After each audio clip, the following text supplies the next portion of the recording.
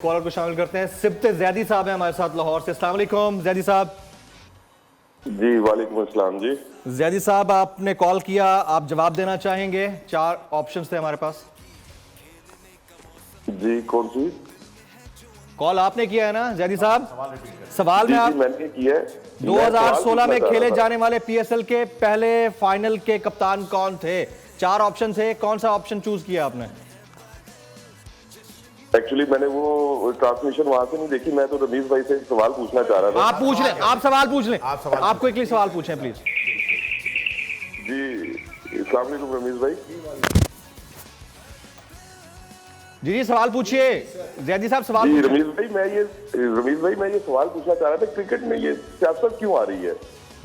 एक अच्छे चेयरमैन सियासत में क्रिकेट आ सकती है तो क्रिकेट में सियासत नहीं आ सकती? इनिशिएटिव लेके चल रहे थे, इसमें सियासत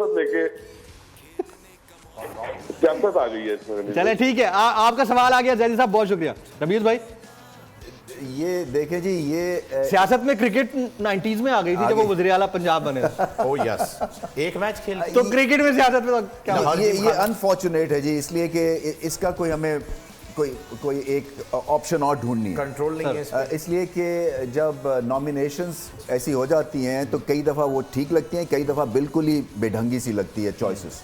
और इसको अगर आपने एक रेगुलर आपने इसको समझनी है इंस्टीट्यूशन को एज एन इम्पॉर्टेंट इंस्टीट्यूशन, तो इसमें पॉलिटिक्स का कोई काम नहीं। तो ये इसके ऊपर बैठ के थिंक टैंक जो भी इस पर डिसाइड करे, उसको ये देखना है कि पहले तो इसको ओन करनी है कि ये ग्रेट इंस्टीट्यूशन है। हम सब इसके प्लेटफॉर्म पे इकट्ठे होते हैं, पॉलिटिक्स आएगी ये बर्बाद हो जाएगी। और जिसका काम है उसको ये करने दें, right man for the right job. सुन के हम तंग पड़ गए, लेकिन होता नहीं है। प्रॉब्लम्स आ रही है practically, that is not applicable in a country like Pakistan. बड़ा अफसोसनाक है। इम्पोर्टेड हुकूमत और उनकी हवारियों की अदलिया के खिलाफ हर्जा सराई, मरियम नवाज की अदलिया और फाजिल जज साहिबान पर शदीद तनकीद। इस घिनौनी साजिश को बेनकाब करने पर बोल को एक दफा फिर नशरियात की बंदिश का सामना करना पड़ रहा है। बोल अदलिया की इज्जत के लिए खड़ा है और खड़ा रहेगा। सब्सक्राइब करें और बेल दबाएं ताकि कोई खबर रह न जाए।